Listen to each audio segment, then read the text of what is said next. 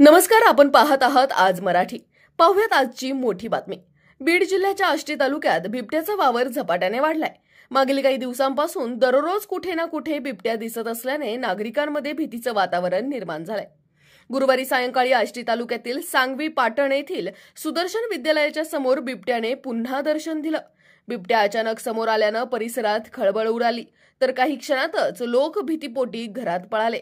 स्थानिक नागरिकांनी हा प्रकार मोबाईलमध्ये कैद केलाय.